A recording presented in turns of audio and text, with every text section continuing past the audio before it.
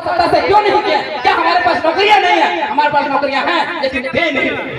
आज झारखंड में 5.5 लाख सरकारी नौकरी है जिसमें 3.5 लाख पोस्ट खाली है। 3.5 लाख पोस्ट क्यों खाली है? सरकार से सवाल किए? नहीं। क्यों नहीं किए?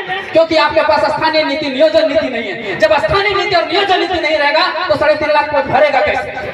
कभी सवाल किए? नहीं किए। हमारे पास टोटल 28,000 रजिस्टर्ड प्राइवेट कंपनियां हैं, उसमें अगर हमारे बच्चों को 75% अगर नौकरी दे दिया जाए तो कितना रोजगार लग जाएगा? लेकिन कभी आपने सवाल खड़ा किया? हेमंत सोरेन सरकार ने ला दिया कि 75% यहाँ के लोगों को रोजगार मिलेगा। क्या मिला? मिला क्या? यहाँ आमने सामने में कितने सारी कंपनियां हैं, लेकिन एयर पोल्यूशन आपका हो रहा है, वाटर पोल्यूशन आपका हो रहा है, लैंड पोल्यूशन आपका हो रहा है। खाली आप पीने के लिए जन्म लिए हैं क्या?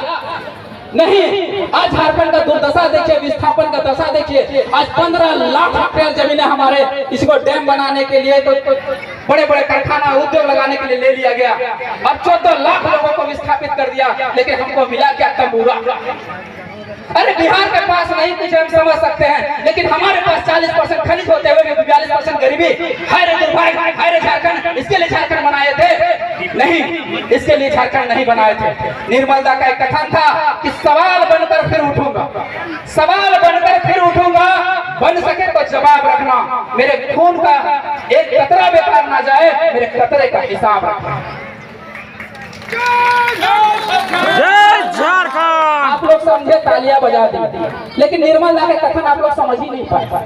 निर्मल दा के मन में सवाल था कि अगर हमारा झारखंड अलग होगा तो हमारे झारखंड के बच्चों को अच्छी शिक्षा मिलेगा, अच्छा स्वास्थ्य मिलेगा, अच्छा रोजगार मिलेगा। वो सवाल आज तक पूरा नहीं हो पाया। वो निर्मल दा के सपना को पूरा करना है, इसलिए 2024 में आप लोगों को बदलाव करना पड़ेगा। जो टाइगर जयराम महतो के नेतृत्व में बदलाव करना पड़ेगा ये सवाल को पूरा करने के लिए।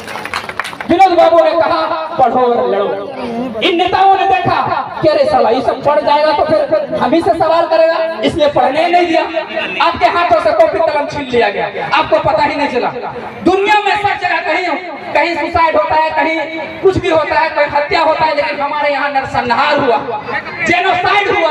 झारखंडियों के साथ जेनोसाइड हुआ है, और जेनोसाइड आपको तलवार से नहीं मारा गया, ना बंदूक से मारा गया, आपको कलम से मारा गया। आज कार्यपालिका को उठा के देख लीजिए, मुख्य सचिव बाहरी, सचिव बाहरी, डीजीपी बाहरी, सब बाहरी, वीडियो से सीओ लेकर सब बाहरी। आपका म्यूटेशन कराया जाइए, दाखिल खारिज करवाने जाइए, सबको सब आपको पैसा देना पड़ेगा, 10,000 पर डिस्ट्रिक्ट पर देना पड़ेगा, तब जाके आपका म्यूटेशन होगा। ये हमारा कार्यपालिका में हमारे लोग नहीं है, न्यायपालिका में तो है ही नहीं। झारखंड का आज तक झारखंड का जो हाई कोर्ट बना कई सौ एकड़ जमीन में बना, जाके देख लीजिए वहाँ क्या झारखंडी जज है? एक भी नहीं। ना हम न्यायपालिका में, ना कार्यपालिका में, विधायक में है, विधायिका में है। 70-60 में 70 हम लोग हैं, लेकिन क्या है? गूंगा बन के हैं, बहरा बन के हैं, सवाल ही नहीं। क्यों? क्योंकि गलती हमारी। हमने जिसको चुन के भेजा वो या तो अंधा है, या तो लूला है, या तो लंगड़ा है, या तो बहरा। ना सुनते हैं, ना बोलते हैं, ना जानते हैं, तो आपके लिए काम कर कहां से देंगे? इसलिए 2024 में मांडू विधानसभा का क्षेत्र है। इस मांडू विधानसभा क्षेत्र में टाइगर जयराम महतो के नेतृत्व में जिस भी आदमी को उतार दिया जाए, आप लोग को आंख बंद करके एकदम बदलाव करना है, आंख बंद करके वोट देना है, तभी हम लोग परिवर्तन ला सकते हैं। छोटा सा बात है, सबके जहन में एक सवाल उड़ा होगा। देखिए समय बहुत कम है, लोगों का आग्रह है कि जल्दी बोल के खत्म कीजिए, बातें बहुत। शॉर्ट फॉर्म में एक बात समझा देना चाहिए। लोग कहते हैं कि 1932 का खतियान लागू नहीं हो सकता। मोतीलाल महतो एक बात कहता है आप लोग के पास, आज मैं जो कहूंगा सच कहूंगा, सच के सिवा कुछ नहीं कहूंगा। सारे तमाम सबूतों एवं गवाहों को मद्देनजर रखते हुए मैं बात ये कहना चाहता हूँ कि 1932 किसी भी हाल में लागू होगा और हो के रहेगा, केवल हमें मेजोरिटी चाहिए। क्यों? क्योंकि ये संवैधानिक भी है, ऑथेंटिक भी है। हम वही बात कहेंगे जिसमें क्रेडिबिलिटी हो, जिसमें विश्वसनीयता हो।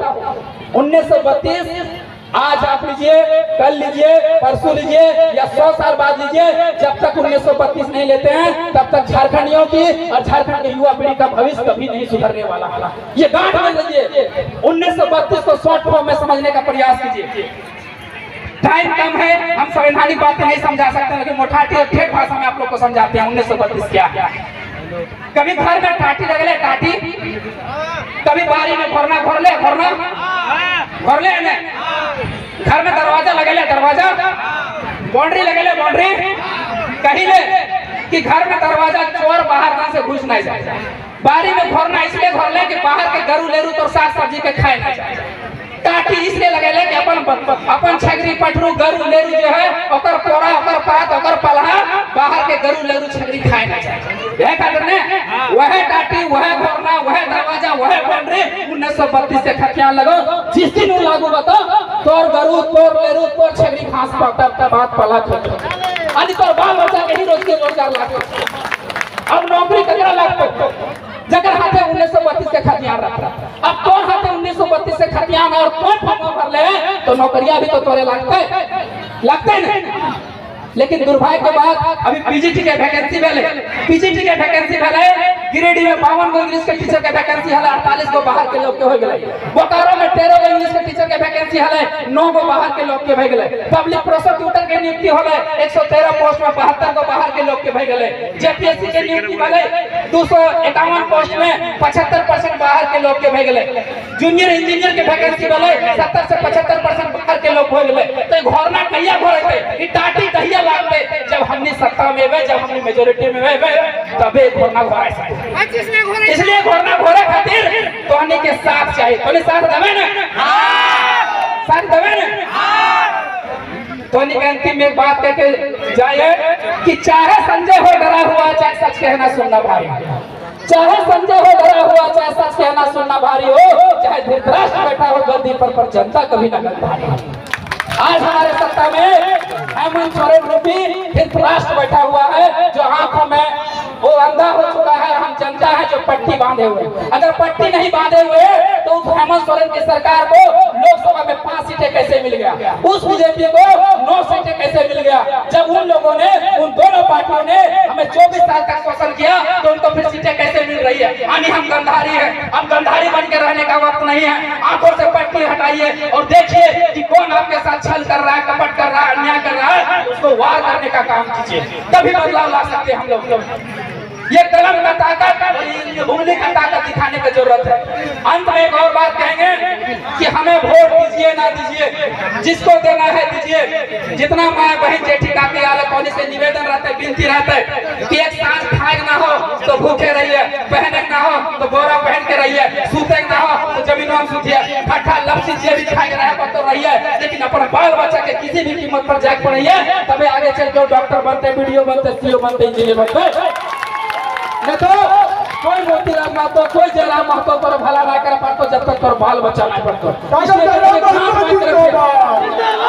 और हमनी के मिशन है कि हमारी बाल बच्चा पढ़ते, हमने बाल हमारी जब नीति बना दिए, नियम बना दिए, कानून बना भी दिए, तो हमारे बाल बच्चा अगर पढ़ा लिखा ना रहते तो कि नौकरी लिए पाते नहीं लिए पढ़ते न, इसलिए अपन बाल बच्चा के जरूर पढ़ाइए। माए हटा के जीवन अपने के अपन वाणी के विराम होइए।